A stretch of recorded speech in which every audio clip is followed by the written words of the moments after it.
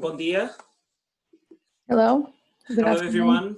Hello, Dr. Michael. Thank you for joining us. Hello, everyone watching and participating. First of all, Dr. Michael Tlusty, welcome. Thank you for accepting our invitation. My name is Nick, and with me is Anna. We're from Sciaena, the NGO organizing this webinar, and indeed this series of webinars, because this has been an ongoing initiative from our NGO for the past weeks, where we take the opportunity where most people are working from home, unfortunately, for most, and we take the advantage and try to contact people who are on the top of their game regarding several issues in marine biology, because that's the focus in our NGO. We work mainly on marine conservation, so mainly on fisheries, marine litter, and marine protected areas. And increasingly, we've been trying to devote more time and more work to sustainable consumption regarding fisheries and aquaculture. So hence came the idea of inviting Professor Michael Tlusty, who is an associate professor exactly in this kind of issues at the University of Massachusetts in Boston, where his main areas of expertise evolve around sustainability science, marine seafood sustainability, aquarium trade, and sustainable marine aquaculture. So he's an associate professor of sustainability and food solutions, and he's been kind enough to accept our invitation that actually arose from a paper that was published late last year in the journal Global Environmental Change, called Reframing the Sustainable Seafood Narrative, which is the title of this webinar, which we indeed hope you enjoy. The format is going to be straightforward. It's going to be a presentation from Dr. Michael, followed by a series of, by a Q&A session. So even during the presentation, you can leave your comments or questions in the Q&A box, which you will find on the bottom of your screen. And we'll have the opportunity to ask those questions later on. The session is also being recorded so that we can share with people who might not have the chance to see the live presentation. And yeah, feel free to drop your comments and questions in the Q&A box. We have someone saying that they cannot hear us. I hope it's only an exceptional case. Yeah, I think most people can hear us. Manuel, maybe I would suggest you to log out, maybe log in again and see if that works. It usually does. And to check your features, the setup features. I think most of the participants can hear us. Could you say something in our, because we cannot see anyone? Could the participants, one or two?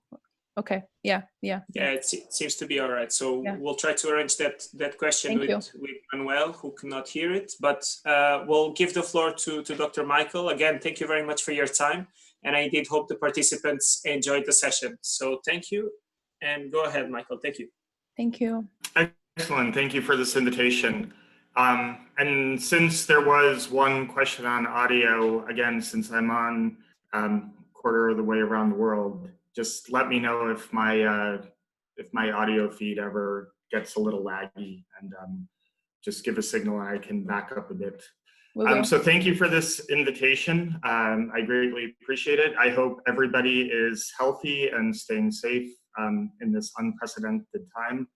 But I'm really glad to take the opportunity to talk to you from wherever you are today. And I will start by sharing the screen.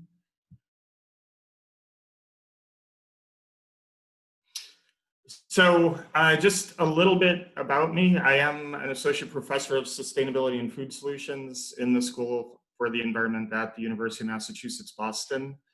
I'm relatively new to academia. I've only been at UMass since 2017. I spent 18 years at the New England Aquarium in Boston, Massachusetts, and that's an NGO. And we did a great amount of advising large companies on how to buy more sustainable seafood. So we were really well entrenched in this. So I spent 2 decades in the sustainable seafood realm. And as part of that, when I was leaving the aquarium, I was really thinking about what did we really accomplish in sustainable seafood over the last 2 decades? And that actually led to the genesis of the paper I'm going to talk about today. But when we think about seafood, it is the most traded commodity globally. And because it's the most traded commodity globally, it has great importance. It provides significant nutrition for 1 billion people. It provides jobs. It provides social welfare. It's really the fabric of our society. And when we talk about seafood, there's about 2,500 species that we consume as under the under overarching seafood name. And some we consume more than others, and a lot of that depends on what country we're in and how we eat, and it's all very tied culturally into what we do. But when you look globally, there's really about 40 species that we really depend on for trade and commerce and nutrition. So while there's 2,500 species, it's really, we're kind of focused in on 40 seafood species. But when you have a global economy this large, there's going to be good actors and there's going to be poor actors. And we see poor actors in both fisheries and in aquaculture. And it can be just from overcapitalization, not really understanding the dynamics of the resource, what we can do.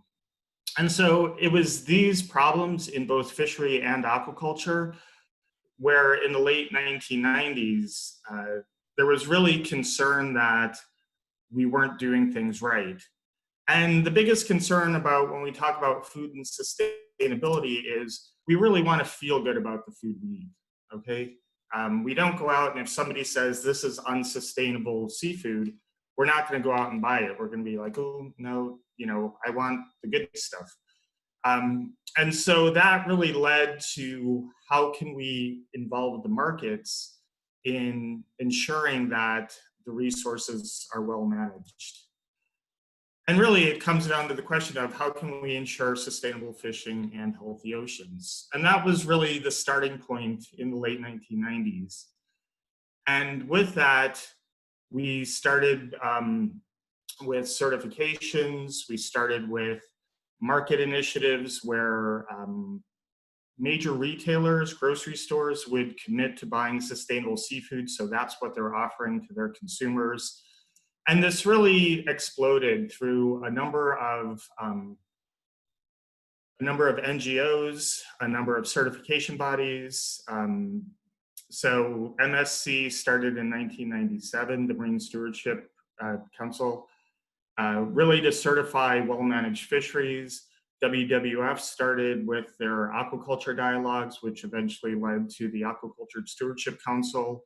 Global Aquaculture Alliance started in the late 1990s, early 2000s. Global Gap started aquaculture. So there were both these public-private partnerships going on, and it was really all about how do we make our seafood more sustainable. This has been rolling for 20 years, and again, that led to the question of how have we really changed it, and are we really working towards a sustainable seafood commitment will now mean healthier oceans. And just a note about this slide, the Conservation Alliance for Seafood Solution is an overarching group that brings all groups working together on sustainable seafood under kind of one umbrella to help coordinate efforts. So when we talk about sustainable seafood for healthy oceans, is that really advancing seafood sustainability? And what we're going to lay out is 4 different arguments for why that may not be the best way to approach sustainable seafood. And this really came to light, as I said, I led a multi-authored paper. There's probably over 200 years of fisheries and aquaculture experience in this group. And it was really an honor to work with all of the authors on this paper. But so when we first talk about sustainable seafood for healthy oceans, let's just take a minute to unpack the word sustainable. And so what we're going to do is we're going to do a little thought experiment. And if I put this circle out here and I ask, is this big? I could take a poll and some people would say yes, some people would say no, other people would say, I don't know. And really, it depends. If we say, well, this is what the circle represents and it represents a moon, then we could say, well, that's big. If you talk to an astrophysicist, this is actually satellite around the Earth, which is bigger, and there's many planets bigger than Earth. So again, everything is relative. You need to know what your scale is. I could have also, when I asked, is this big, I could have taken you this way and I could have said, well, it's actually small. So big is relative and we need a reference point, okay? And so when we ask, is this sustainable, out of context, there's really no way to address that issue. And we need a reference point for understanding what it means when we say, is this seafood sustainable? And so when we look at, for example, the Marine Stewardship Council, they actually use the MSC label is for sustainable, traceable wild seafood, okay? The question is, how do they assess their sustainability metric? MFC is largely based around stock management. There's some bycatch issues. There's some protected and endangered species brought up. Some would argue not to a high enough standard. But the MSC also is missing things like energy and how much energy do fishing vessels use. It's starting to work towards some social criteria, but largely social criteria are lacking. So when you look at that, it's actually a fairly narrow definition. The other issue is with the word sustainable is that sustainable kind of implies that it's an endpoint. You've reached a sustainable state. What else do you need to do? Well, nothing, because you're sustainable. And I would argue you can take any food, it could be good, it could be bad, it could be wherever, and you can still improve it. So the idea that sustainable as an endpoint is really a fallacy, because no matter how we're producing food, there's always a way to improve it. And so actually I published a paper earlier which says claiming seafood is sustainable risks limiting future improvements. And that's really, again, because if you say something's sustainable, the thought is, well, we don't have to do anything else. And so we're actually missing out on opportunities in talking about seafood as being sustainable rather than the sustainability trajectory of seafoods. So when you think about sustainability, it's really like an oak barrel where you've cut the staves to different heights. And in this oak barrel case, you can only fill the barrel to the lowest limiting stave. If you fix that stave, then the next stave, the next shortest stave is going to be limiting. And so really what this is an iterative process. You fix one problem and then something else becomes the most significant problem. You fix that, there's still something else. And so when we talk about aquaculture and fisheries, we can talk about for a particular species production system, what's the biggest impact? What's the biggest impact that's having? Is it on the ecosystem? In aquaculture, is it effluent? Is it the feed you're using? Is it the social and community aspects? Similarly, for fisheries, is it stock management? Is it endangered species? Is it IUU fishing? What's the most significant piece? You fix that one, but you're not done. You still have to go on and fix the next piece. And so really when you're talking about seafood sustainability or sustainable seafood, we really need to talk about sustainability first and foremost. And then what we need to do is we need to broaden the approach. We need to go from a single issue. It's just not about the ecological impact. It's about merged environmental and socioeconomic benefits of the system. Right? So that's the first way we need to reframe the sustainable seafood narrative. It has to be seafood for sustainability. Okay.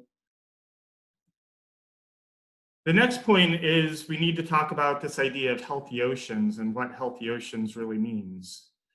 over the last 2 decades, we've increased our knowledge of what's actually going on in the oceans. And nowadays, when you talk about ocean health, the predominant factors are the increasing temperature of the oceans, the increasing amount of plastics in the ocean, the changing of ocean acidification. And so we have so many direct anthropogenic impacts on the ocean and the coastal environment that really saying that if we get a well-managed fish stock, that's going to be a healthy ocean, that's really not looking at what healthy oceans are in the long run. And one of the problems with this is if you say this is sustainable seafood and sustainable seafoods means healthy oceans, by just merely advertising the fact that you have sustainable seafood, does that signal that our oceans are healthy and people don't need to worry about them? Again, it's really hard to go out and find people selling unsustainable seafood. So in the consumer's mind, they're really eating just healthy, sustainable seafood from healthy oceans. And again, it may just be masking some more significant problems going on. And so, you know, this is just, again, a screenshot of a website from Ocean Conservancy, but Healthy Fish for Healthy Oceans. It's really masking a lot of other problems going on. And really what it's masking is the fact that seafood is part of a food system, all right? So if this is the HLPE conceptual framework for a food system, and if you think about it, production systems are really in here, okay? And we have farmers, we have fisheries, we have aquaculture, and it's only one part of the entire food system. And so really saying fisheries and aquaculture lead to healthy oceans, which is Sustainable Development Goal 14 down here. Really what you're doing is you're leaving out all this other fact, that all these other aspects that seafood interact with. And when you talk to people in terrestrial protein production, so the beef farmers, the poultry farmers, you know, they really think, well, seafood is saving healthy oceans and that's fine. We're going to go solve nutrition, poverty, hunger issues globally. And so seafood has really been left off the table in terms of the greater food system discussion. And it's something we actually need to bring it back to. So when we talk about reframing the sustainable seafood narrative, when we're talking about the role of the discussion, we need to broaden it from the ocean health aspect into a food system perspective. Okay, so that's point number 2. The third point is really, what are we talking about when we're talking about seafood? And there's 2 ways we need to approach this. The first is that we can talk about fisheries and aquaculture. And there's, again, as I stated, there's many good fishery and aquaculture operations. There's many that aren't operating without impact. Some actually have significant impacts. There's a whole range of stuff out there. And a lot of the sustainable seafood narrative has been to look at certifying producers. We want to certify fisheries, we want to certify fishermen, we want to certify aquaculture farms.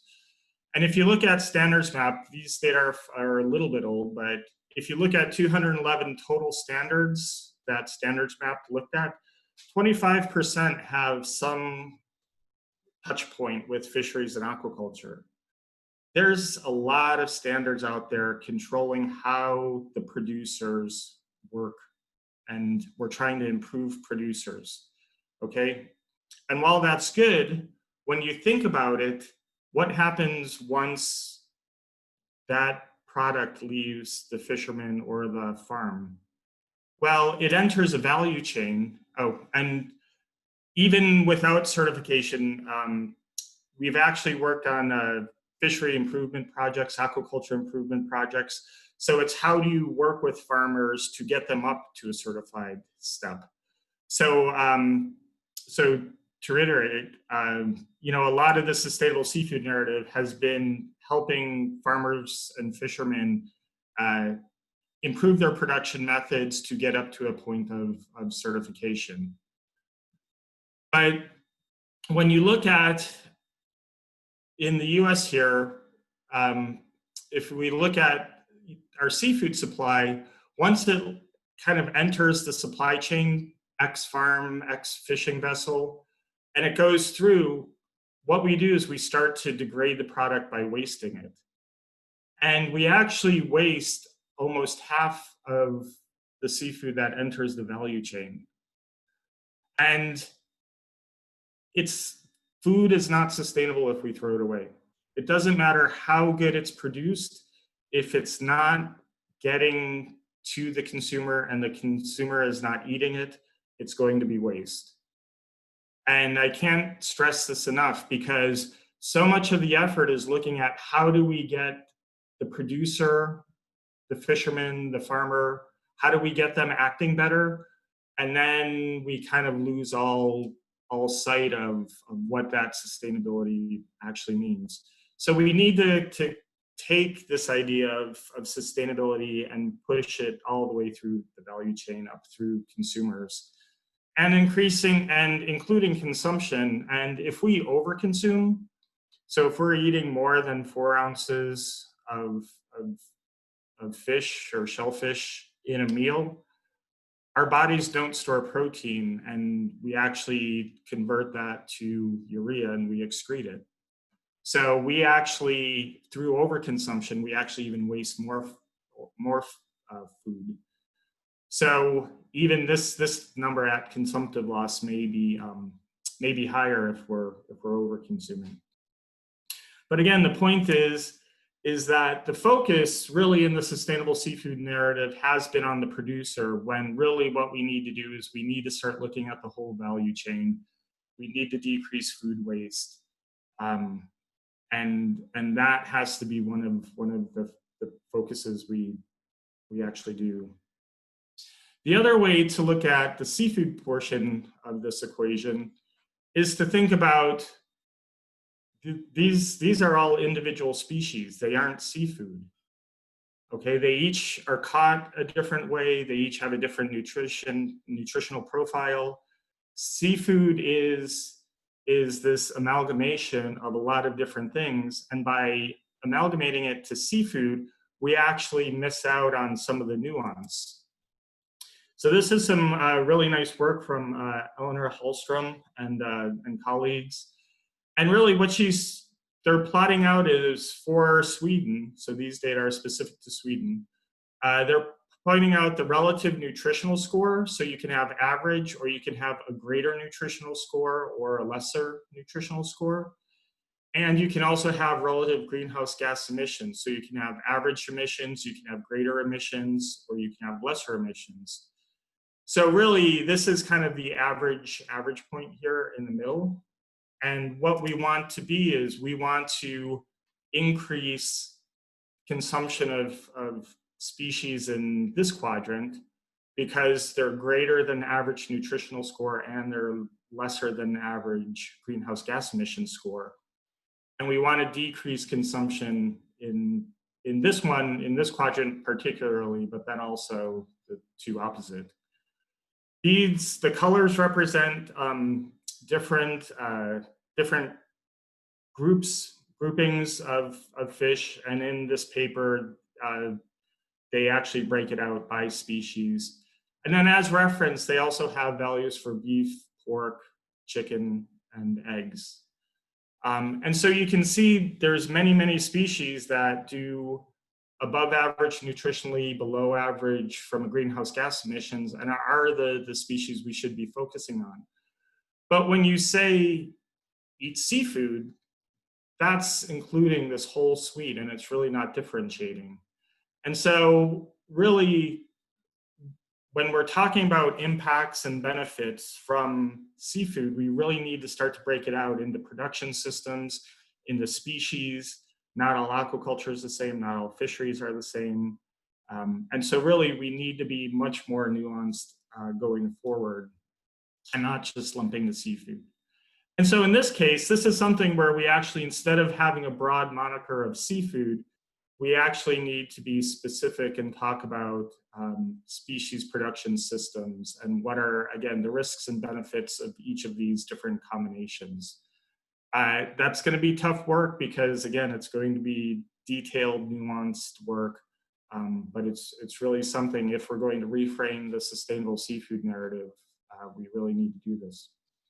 So after 20 years, you know, we've made a lot of progress towards sustainable seafood, but we need to even advance the progress we're making.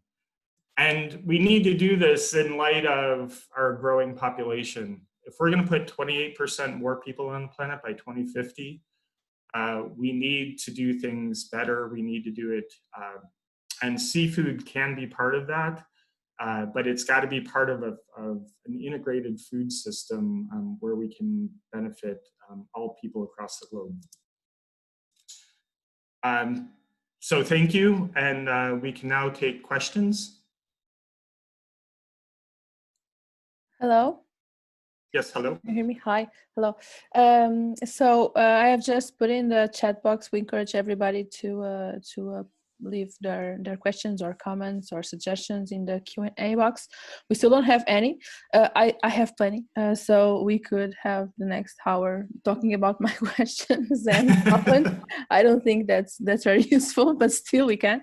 I would like to because you said something that I have never thought about before, and I find it very interesting, which was claiming seafood is sustainable limits risks limiting the improvements, and I find that very interesting because I have never before thought about it in the way you said it. Do you have any examples where this precisely this happened? Do you have any concerns? Yeah, specific concerns. Yeah, I have a great example.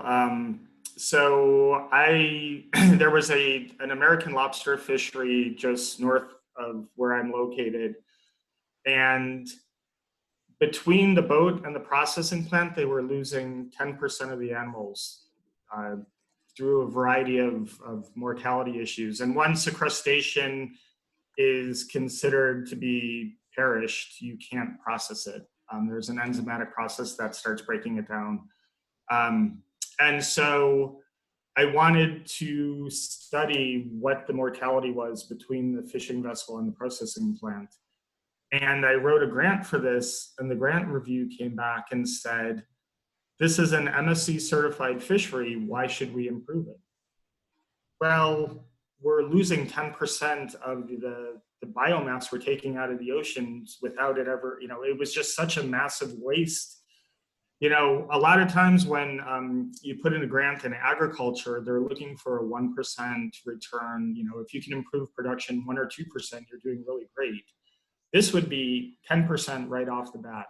And yet it was deemed not a necessary problem because it had this sustainability stamp. And really the sustainability stamp is about the fishery. It says nothing that happens off once the product leaves the vessel. And so therefore that was the factor that made me write this paper, was because people were conflating sustainability with, it's an end of a line, there's nothing else you have to do. So yeah, I failed at a grant and I wrote a paper about it. Thank you. There are some questions in the chat. Yes, we have some questions in the chat box. We just have to make sure that we read them because not all of no one can read them besides us three. So I can start with one question from Alberto. I know Alberto is from the MSC. Hello, Alberto. How are you? Thanks, Michael. I think you can see the question, but I'm just going to read it out loud so that everybody knows what Alberto is asking. So he starts by saying, thanks, Michael, for the really interesting talk. One comment and one question. Comment about improving of sustainability once it's fishery certified. For MSC, it is really key, the improvement of the fisheries once they are certified. We believe that MSC certification is not the final point, but the starting point of a long path. The majority of fisheries in the MSC program have to carry out conditions of improvement, otherwise they lose certification. I believe that's something that happened here in Portugal, but please correct me, Alberto, with the sardine. I think that's what happened here in 2015, 14, not sure. This tool is extremely powerful, and in our opinion, a much powerful engine to change than, for instance, the FIPs, the Fisheries Improvement Projects. Then a question, what is an appropriate reference point to assess energy?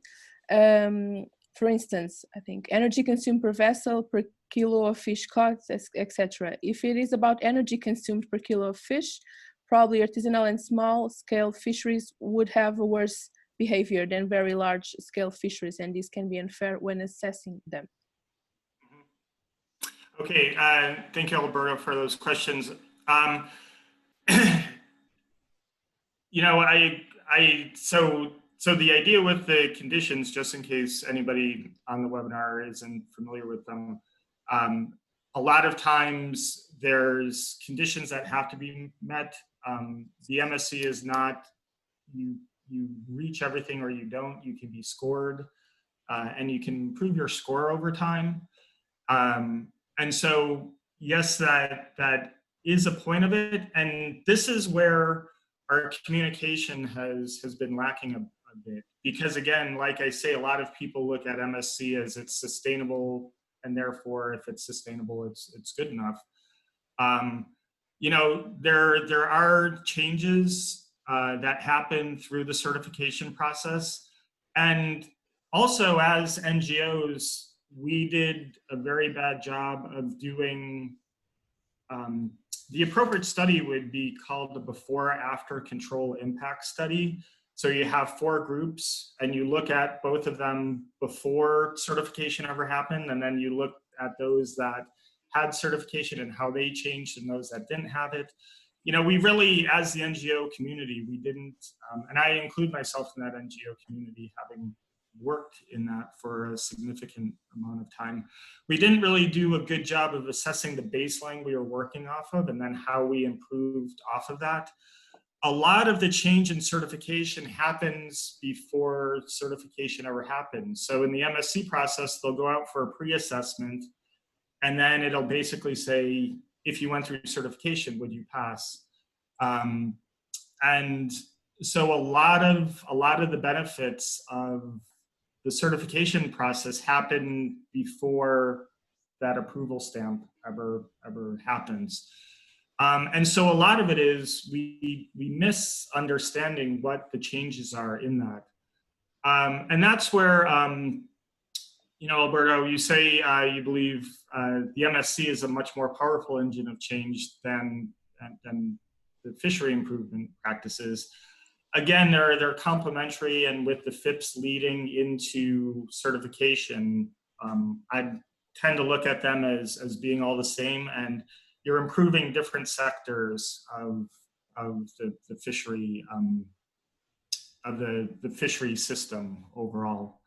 The one place, and just while we're on this, I would say MSC maybe has fallen short, is that you know, I know I've talked to Mr. Howes a lot during the formation of the MSC, and the slowly ramping up of the standard and making them more and more rigorous over time. This is where I think MSC has missed out on a point. You're worried about getting fisheries into the MSC process, but we need to make that more and more rigorous. And to the benefit of MSC, they have lately been talking about the social aspect of it and how do they incorporate that in. As far as the appropriate reference point to assess energy, you are correct in that energy consumed per vessel per kilogram of fish caught is all very important.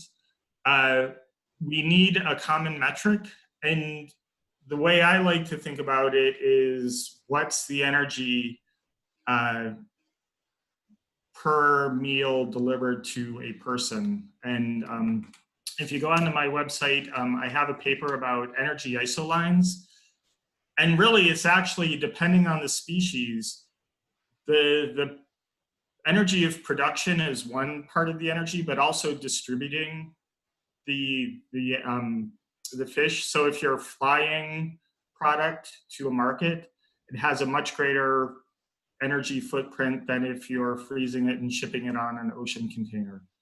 And so again, using energy, you can bring a number of different perspectives, and you can incorporate other points of the value system, of the value chain into that energy assessment. The one point about energy is there's really not going to be a consensus about the best way to do it, because energy, unfortunately, is one of those metrics where if you look at energy use per vessel, that's going to give you a different answer than energy per kilogram of fish caught. And again, being in the Gulf of Maine in North America, where the American lobster is one of our biggest fisheries, this is an MSC certified fishery, but according to Peter Teitmers of Dalhousie University, lobster has one of the greatest energy return on investment. So it takes a lot of energy to catch American lobster. And so that's just, if we're really concerned about greenhouse gas production going into the future, energy is going to have to be a metric we take into account. I hope that answered your questions. If not, please contact me or ask another question. I have just shared your website with the participants, Michael. I think it's the right one. Thank you. Please check it. Thanks. All right, so the next question comes from Lisa Bodge. Hola, Lisa. The question is, do you think the diversity of sustainability standards is good or bad? One argument could be that different standards confuse consumers and messages of sustainability, while the counter argument would be that it advances fisheries in different ways. Yes, that's, so I've worked on this from the aquaculture standpoint.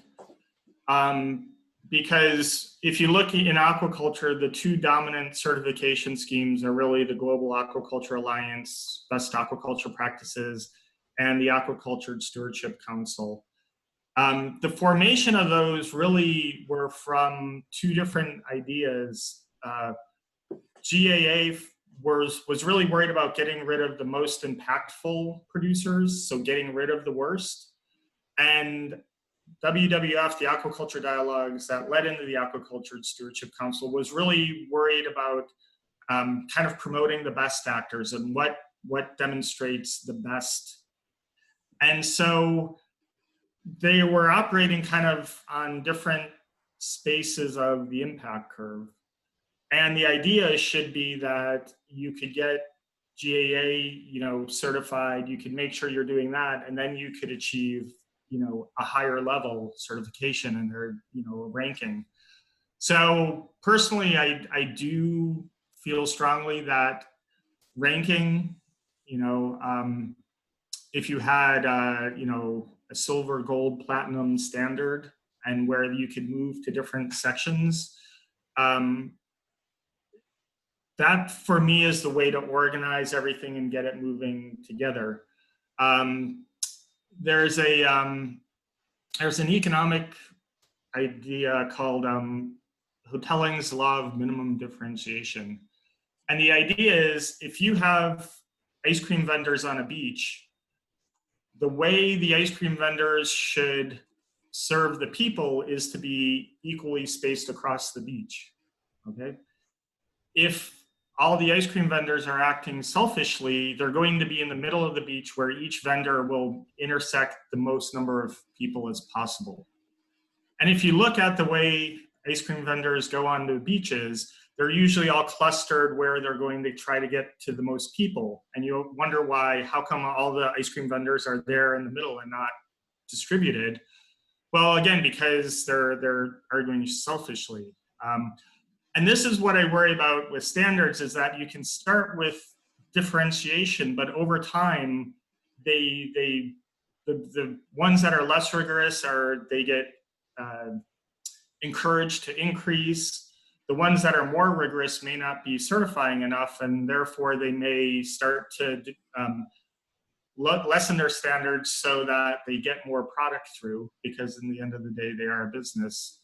And so this idea of differentiation versus all having the same message it is super confusing. I agree with that.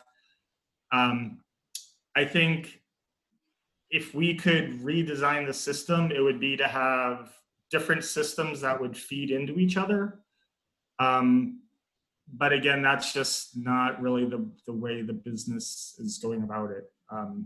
So that's actually, that would be a good follow-up, Lisa, to write about with, you know, if we could do it all over again, would we do it the same way? And I'm not so sure that we would. Thank you. I think this just, as other questions, just highlights the complexity of sustainable seafood, which is something we often come across when we start talking about this. So another question from Tsele, I hope I'm saying the name right, from the University of Cape Town. Very happy to be reaching South Africa. Thank you, fantastic presentation. How do we enhance the role of smaller scale fishers where large commercial increasingly seem unable to address value issues and seafood sustainability?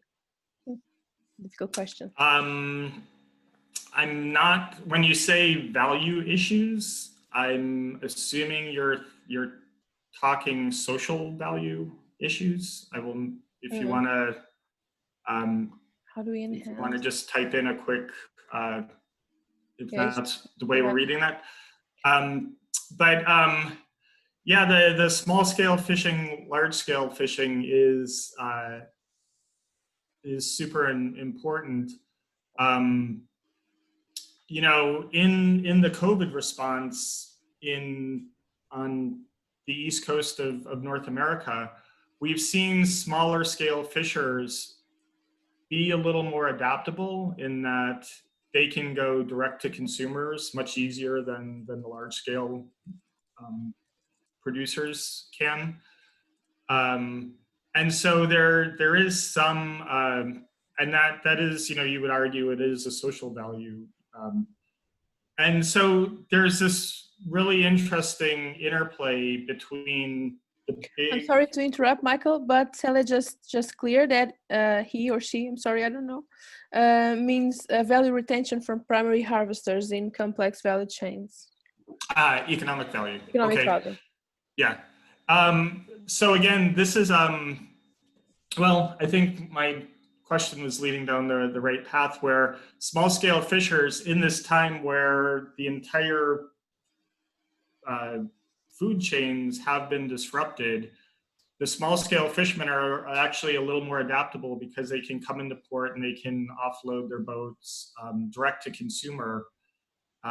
That's keeping the fish out of a choke point of a processing plant. So, you know, viral transfer will be less. That's actually been helping with some of the resiliency. So what we're learning in the response to COVID is that seafood is really, it's a mesh network where you have multiple fishermen, you have multiple species, you can have live product, you can have frozen, you can have dried, you can have all these products. They can stay locally, they can be traded internationally. And so there's this balance, and in some degrees, seafood hasn't been impacted as significantly as some of the terrestrial proteins, largely because it's a mesh network. And so if you break one strand of it, it's very easy to reconfigure the value chain and keep going. In a lot of terrestrial proteins, you have only a few companies controlling 80% of the market. If they have a problem, you have such a linear, it's really a food chain rather than a food web. And so there's, you know, we're actually seeing a really important value of small scale fishers now economically. And some of this is really the idea of we can't,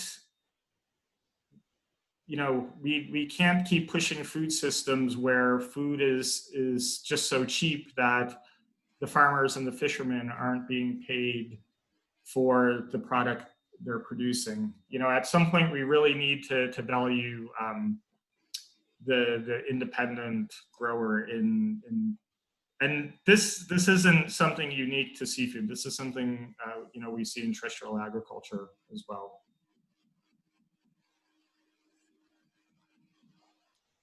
All right, so I'll go to the next one. We have kind of like a two-part questions from Christine from Good Fish Foundation. I think we'll do them separately, just because I think I think Michael, you'll have enough to talk about both questions. So the first one is so Christine from Good Fish Foundation, sorry, one of the bunch named in the Conservation Alliance slide, and then the first question is, what do you advise to the seafood NGOs? They realize this wider approach is necessary, but how to give it the perspective for action? For example, to a retailer who asks advice from an NGO.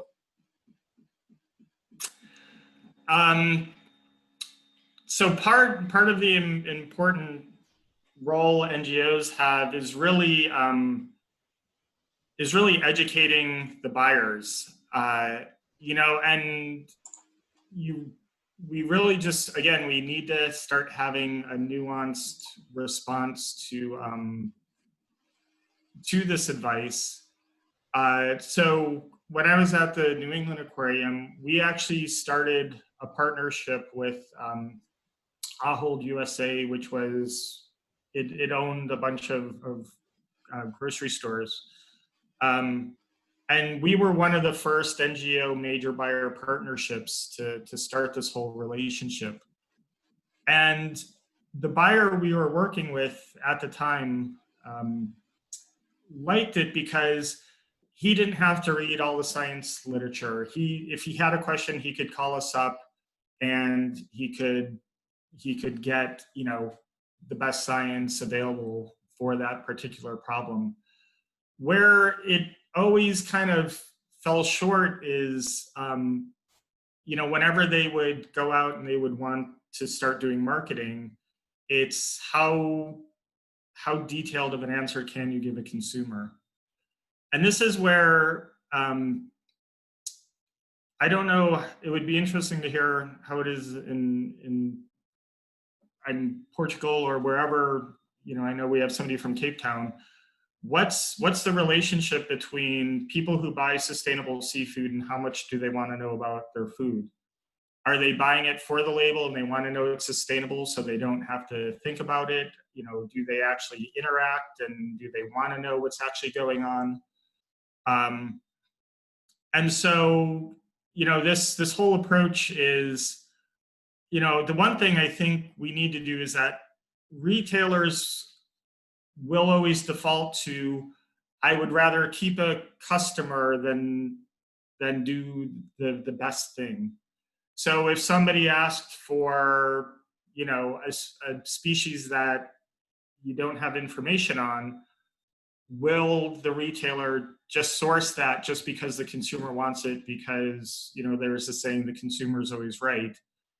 At what point is it just a business and they'll sacrifice sustainability for the business perspective? At some point, I think we could,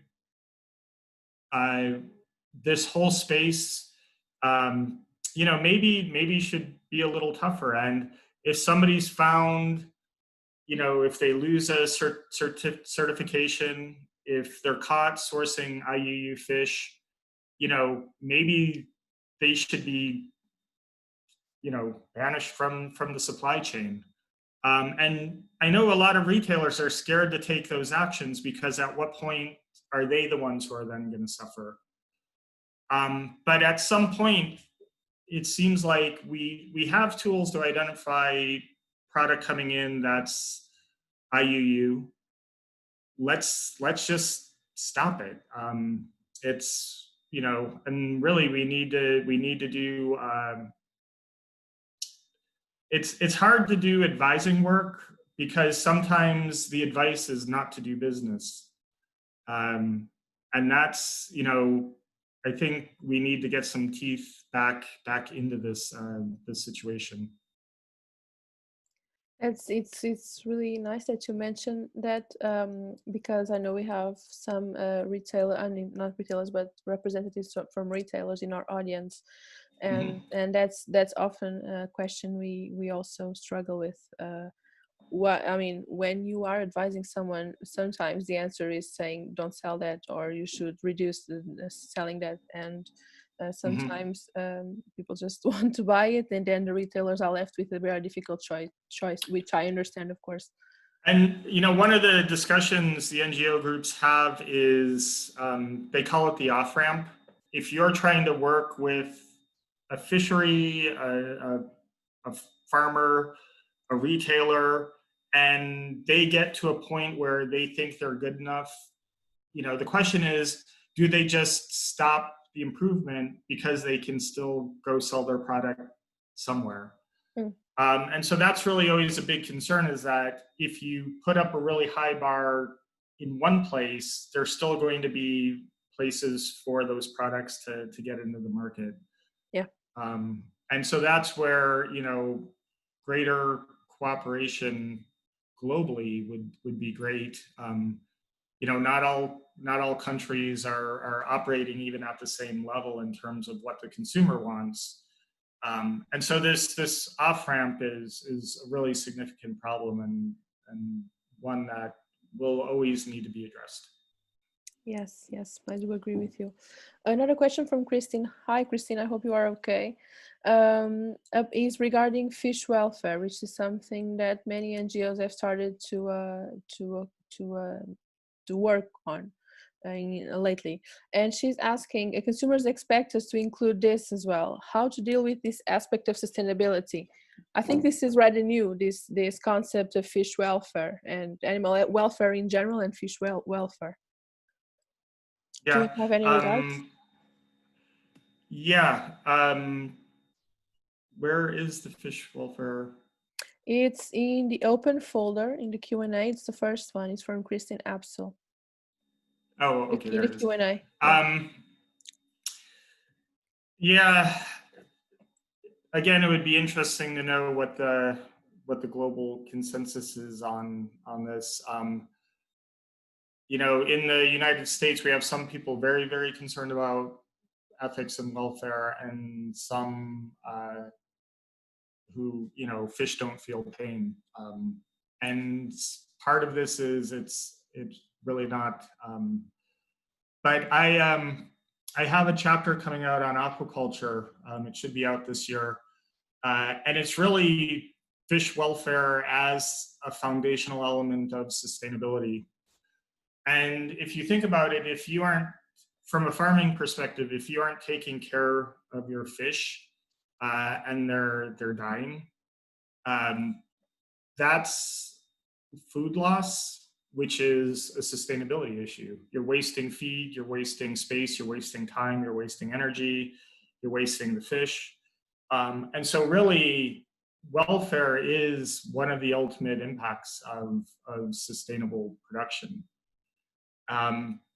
From the fishery side, we know that different types of haulbacks, even different haulback speeds on trolling nets, can impact the quality of the fillets coming off that yield.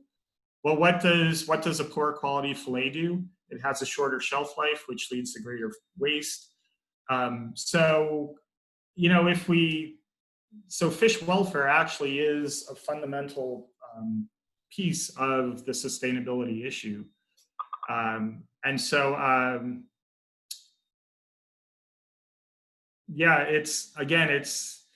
and the question is, how do you measure welfare? That's really the point that it comes to. I do think that at some point, especially a lot of the big trolling boats, the nets that pull in 1 ton, the idea of fish, perishing through being crushed is going to have to be dealt with on a even an optics level. If you look at terrestrial animal production, a lot of their issues come when people raise issues in the processing side and how the animals are treated in processing. So, I think this is a great question, because this is going to be kind of the future of where it is.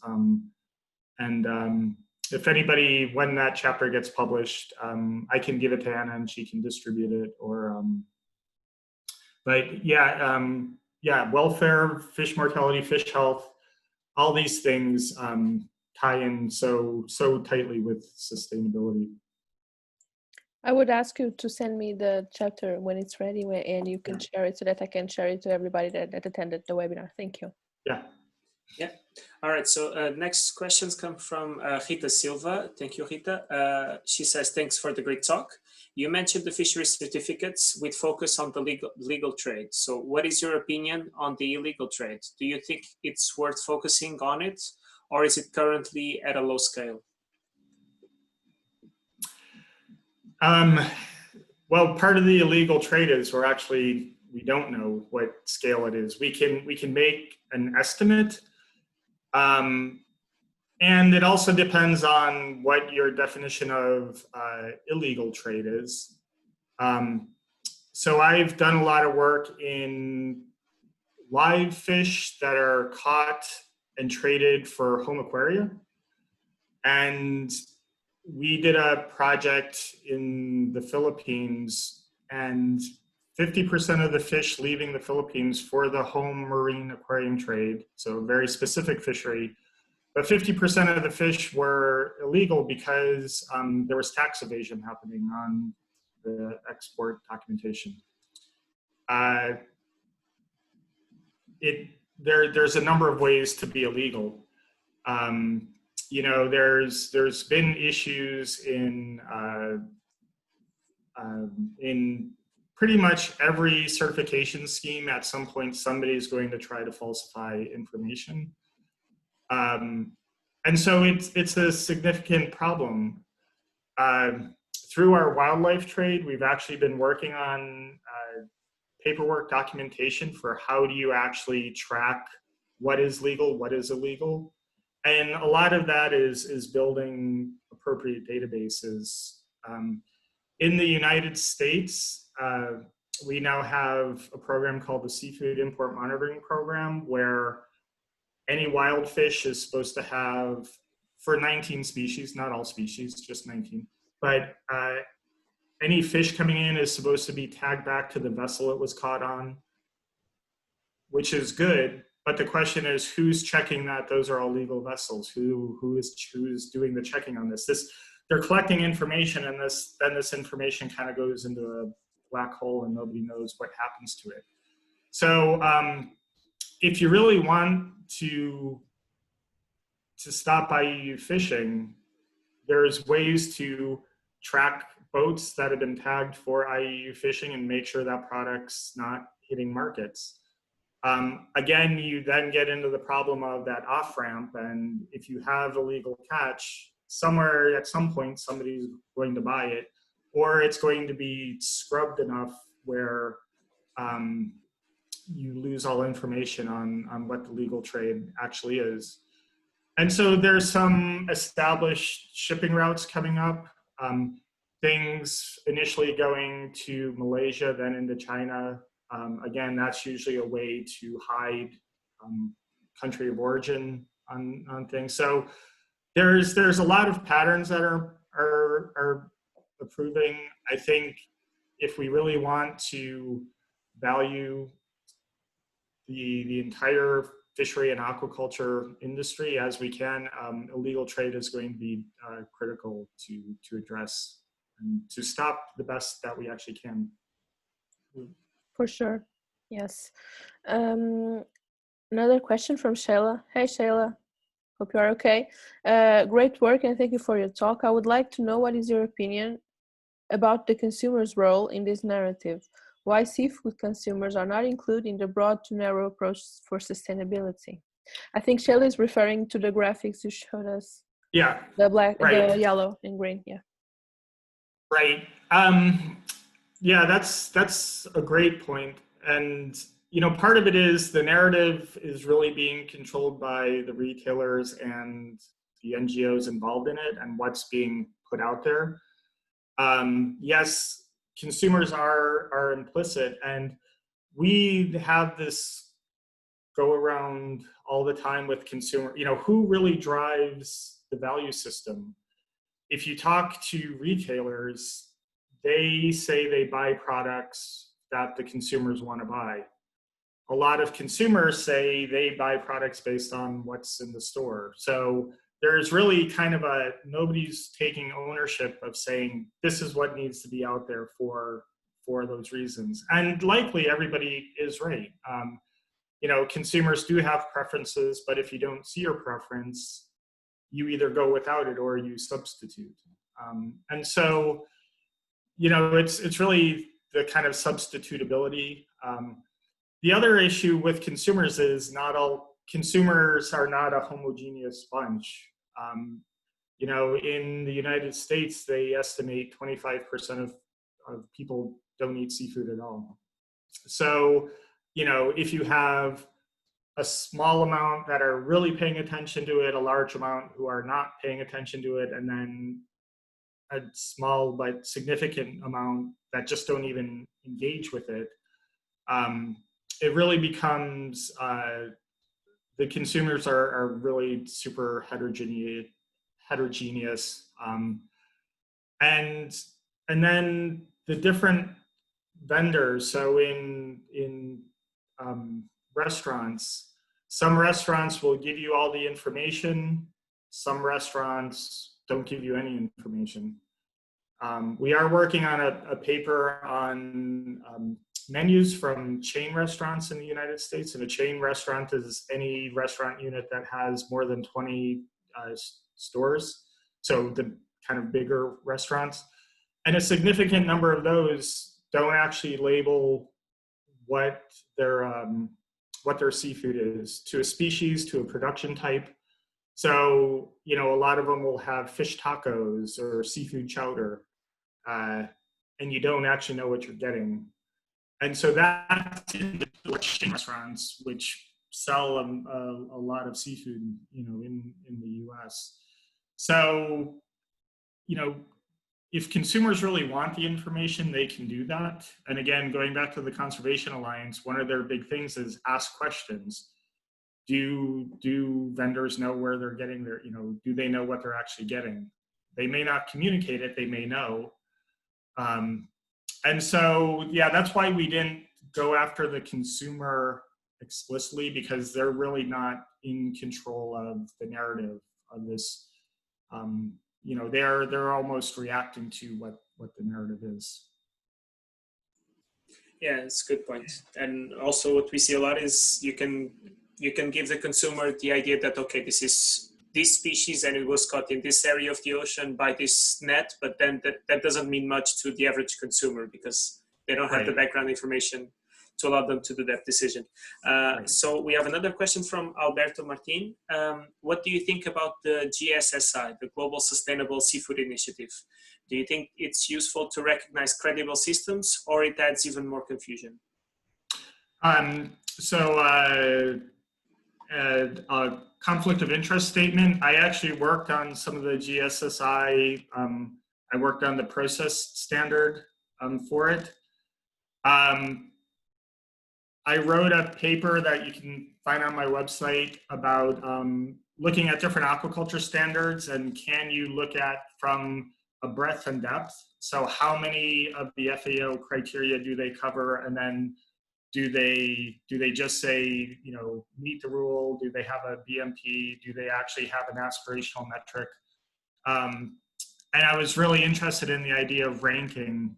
And I was a big proponent early in the GSSI system for actually creating a ranked system. And that was not the theory that came through in the end of the GSSI, and it was really looking at what a credible system is. I do think having systems credible is important, because what that does is that kind of puts a unified voice out there of what's actually, there would be nothing from stopping me saying, hey, I'm going to have, the Dr. Mike certified seafood, and have somebody say, oh, this is great, I like it. And yet I wouldn't be certifying, there's a difference between certification and verification. It could just be a bribe system. And so having a voice out there that is really a little bit more of a police and saying, this is credible, this isn't credible, it takes some of the angst away from the groups. You know, they're not doing the fighting themselves. So I do believe it adds to the system in that it can keep out just random groups from showing up and doing it. So from that, I think it does help. Again, I still think that not all, you know, the question earlier, you know, are all certifications created equal? They're not. And so to that end, the GSSI does do a little bit of muddying in that it just looks, have you gotten to a certain place? It doesn't look how far you've gotten past that place. Thank you. Alberto is saying he also likes the idea of rating systems. So that's a plus. A question from Biljana. Hi, thanks a lot for the interesting discussion. Are you able to point out any studies or publications on sustainability of production, extraction, and consumption of specific species, possibly from the EU waters, that took a more comprehensive approach in the assessment, such as the one that you were suggesting, and hence takes into account the entire food system and the sustainability of different stages of the supply chain? If you want to read it, it's in the Q&A box as well. Yeah, I do see this. You know, there's a few studies that, especially the Eleanor Hallstrom paper, I had listed in, and actually I can put the link to that paper in the chat. Okay.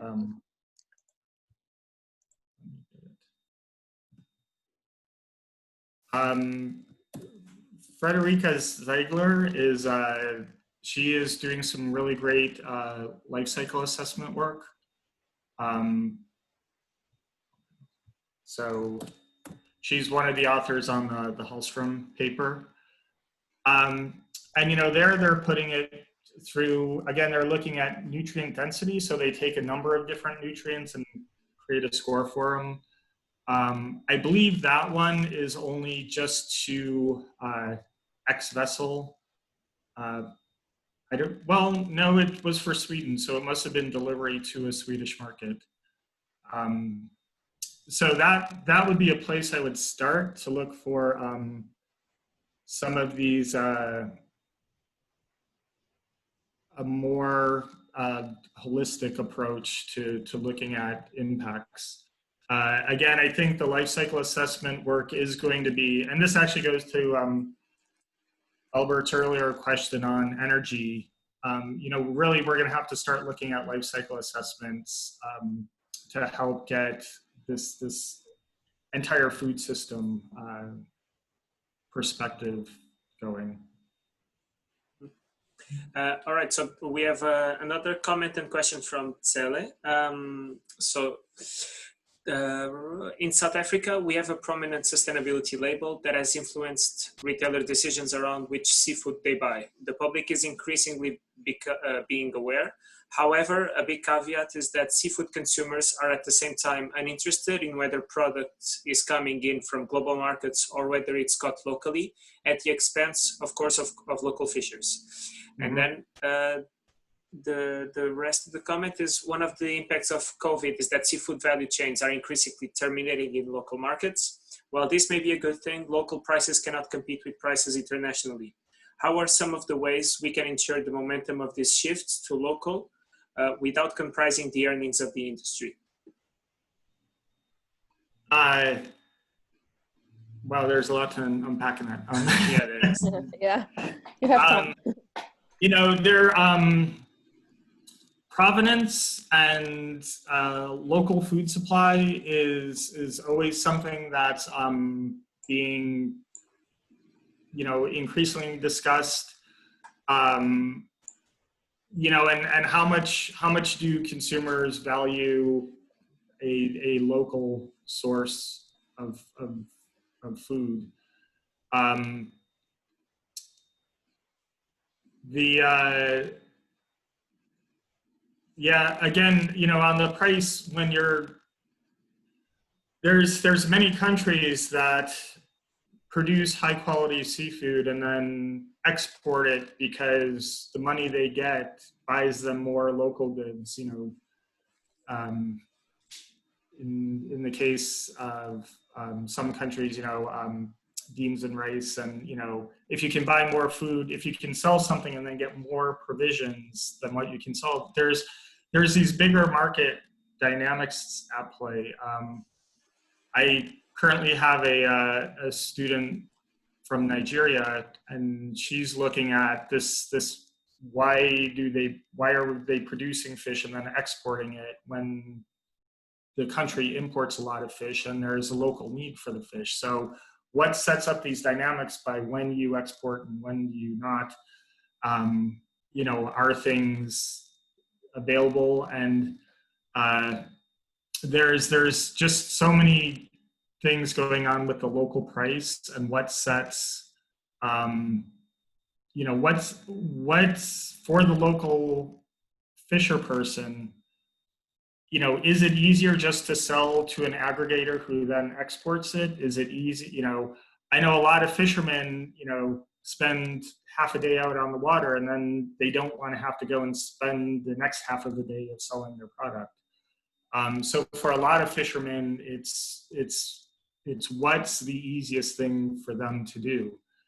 And then you get price coming in on all of this, and that makes it super difficult.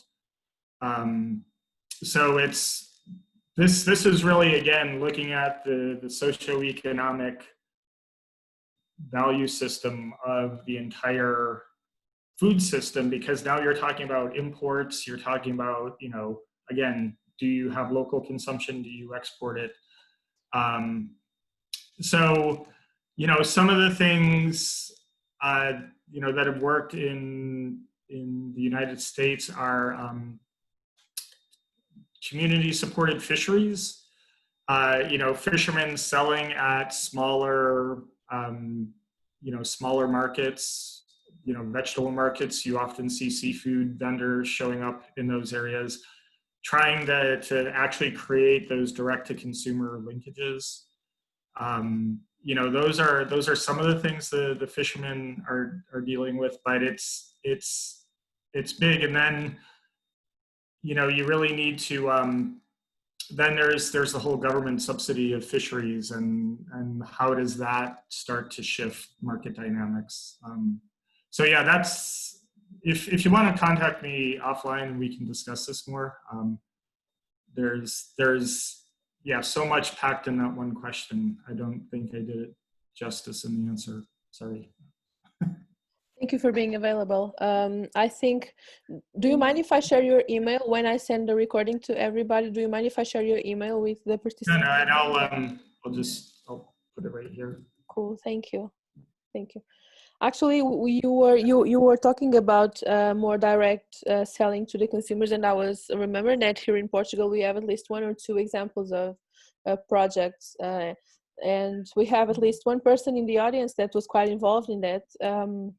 One or two pilot projects. I am not sure if one of them still remains a pilot project, but projects that aim precisely at shortening the distance between the producer and the consumer. And we, at least at Sciaena, are very fond of this kind of shorter circuits, as we call them.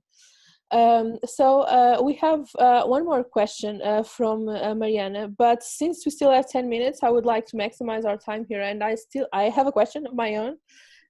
We are going to close our questions with the one from Mariana, which we decided was very nice to wrap up the session. And I don't think we have discussed here or mentioned here the so-called need for reduction of seafood consumption. And do you have an opinion on this? Because here in Portugal, I'm sure you know, we are the biggest consumers in Europe, in the European Union, not in Europe. Per capita, important to say. Oh yeah, of course, yes. We consume, more or less 57 kilos or something per Yeah. person. And the NGOs, at least the European ones, the ones we work with, have been increasingly starting to talk about maybe there's a need for reduction. There's a need to not only seafood, of course, also meat, but maybe there's a need for reduction and to replace it with other types of food, especially vegetables and fruits. And do you have any opinion on this? Do you think it's justified, since we are having so much trouble with overfishing and everything? Well, it's great that in Portugal you guys consume so much fish, and you actually do it in you value the small, high nutrient fish, the sardines and anchovy, mackerel, that the whole Scombridae family. So that's really important. From there's a couple of global trends going on. One is that populations are increasing. The other is that globally more people are entering the middle class, and as they enter the middle class, they want to increase their protein consumption. And so this is where we really need some really good data on the valuation of how fish compare to other protein sources. And again, the Hallstrom paper brings up the point that, from eggs, chicken, beef, and pork, there are seafood species that actually do better in terms of reduced greenhouse gas emissions, more nutrient valuation. And those are the species we should be focusing on. If you look at their figure, one of the groups that are in the quadrant that we should be focused on are, again, the small oily bony fish. They're small, they have a fast reproduction rate. They're less subject to overfishing. So those are some of the win-wins. How we can build aquaculture into that as well. So again, it's the, now if you're talking about decreasing animal proteins at all and increasing vegetable consumption, that's true. I know, in North America, we consume way more protein than what we need on a replacement rate. So doing the, cutting back on consumption and having a biologically appropriate consumption level is, I think, a super important discussion point. If you have, some seafood as tapas, and then you go have a full meal where you have a full complement of protein there, you're over consuming. So if we can keep the protein in a biologically appropriate level, I think that would be that's the discussion we have forward.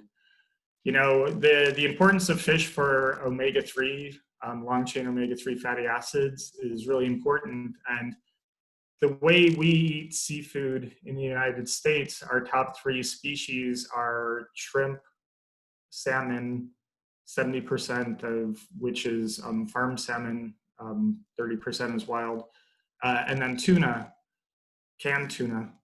And those are, the top 3 species we eat. If you look at what the government suggests we eat, it doesn't get us up to our recommended daily intake for omega-3 fatty acids. So even what the government suggests something, but based on the way we eat, we're actually not getting those nutrients.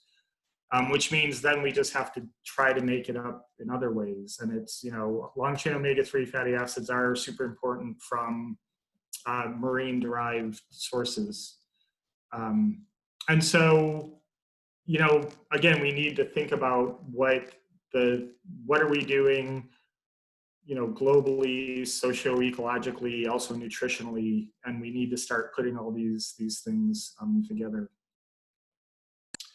And actually, I will take a shot at Mariana's question, which is what should individual consumers rely on to make their everyday choices when it comes to seafood consumption based on the fact that if sustainable is not enough to ensure that all aspects of the seafood supply chain are truly sustainable. And so this is how we use certification effectively, in that you can go to the GAA, the ASC, the MSC, the Global Gap website, and you can see what they're actually looking at when they certify a product. You know what they're doing. If something doesn't have any sort of certification, you have less information. So one of the good things about certification is you can see what information are they trying to uphold through this process. So that's one of the benefits, is that certification puts the information out there and openly available. Is it a default, you do this and you will be right? Well, no. But the other thing you have to think about is the number of sustainable decisions you make about food every day is probably over 100. At morning, if you have eggs, toast, and bacon for breakfast, well, there's multiple things going into your toast. There's your eggs, there's your bacon, there's your coffee, there's your orange juice. There's 10 sustainability decisions right there. You're not doing to make everyone perfect, and when you're making, 1,000 sustainability decisions on food every week, being wrong 1 out of 1,000, it has a minor thing. So you need to think about food as a portfolio, and just like a stock portfolio, you want its value to increase over time. And so this is where I worry we drive ourselves so crazy. A lot of the markets, they want to have everything is right, everything we sell is sustainable, and they've even gone to it's sustainably sourced, which means there's some mechanism where everything is covered by some project. And so that may say, we're going to get it if it's MSC, and if it's not MSC, it's going to have to be in a FIP, and if it's not in a FIP, it's going to have to be in a beginning FIP. And they want all of their product to be covered because they're really scared to have somebody come in and say, well, what about that? And you say, well, we just don't know. And this is where, I think we need to have a bit of rationality, where consumers do need to back off a bit and say, they're at 60%, this year on whatever metric they're doing, and next year they're going to be at 68%, and the next year they'll slowly increase over time. The key to sustainability is it's a really wide river we have to cross, and we can't cross it in a single step. We have to take little stepping stones, and we have to just tackle the problems we can. Just be aware of what you're buying. Always try to find the fair labeled product, a fair trade labeled product. Find some of the other things that are starting to come up in this space. But if you worry about doing every decision perfectly every time, it's impossible. So you can cut yourself some slack. I don't know if that's an American statement, but you can go a little bit easy on yourself, and again, try to use the tools you can, fish watch lists, and just educate yourself and know, what you buy, because at some point you'll know enough where you'll know as much as what the retailers know. And so this is where educating yourself can have a truly significant impact. Yes, and if on top of that you have clothing concerns and technology concerns and everything, you just drive yourself mad. It's true. Yeah. We have to make an effort to not undermine what people are doing, of course, and to remember that this is a trajectory. It's a way, it's a path. We have to give ourselves some time to to interiorize these questions. But as long as we are doing something, I think we can be happy. I think we have to educate ourselves. Yeah, be in the moment, be aware of what you're trying to do. And, you know, for sustainability, the single most important thing to remember is there is no one single most important thing you can do. It's, you have to do it everywhere. Yeah, very true. For sure. All right, Anna, I think we can right on close time. the session. Right on time. We're getting good at this. Yes. So yeah, we'd like to thank everyone who attended this webinar. Thank you very much for joining us. Michael, thank you very much for your time and your expertise. It's been very valuable, surely for our participants and for me and Anna for sure. Yeah. Anna is working very, very much into sustainable seafood, so this has been very valuable to us. Thank you for that. Michael, just one question, sorry. Could I share your presentation with the participants, or the PowerPoint presentation, or yes. do you have a different one you want to share? Okay. No. I made some corrections from the one I sent you last week, so let me send you the one I showed today. Perfect. So thanks to everybody that joined us. We are enjoying doing these webinars very much. We have been having a lot of people, a lot of participants, and a lot of good speakers. So let's keep up. Thanks again, Michael, for your availability, and you were very fast answering me, so thanks a lot. I hope everybody enjoyed it, and I will share your email with everyone. Yeah. So if anybody wants to keep this conversation after, please do it. Okay. So thanks a lot. Yes. Thank you. Thanks everybody. Bye-bye. Thank you. Bye-bye. Bye.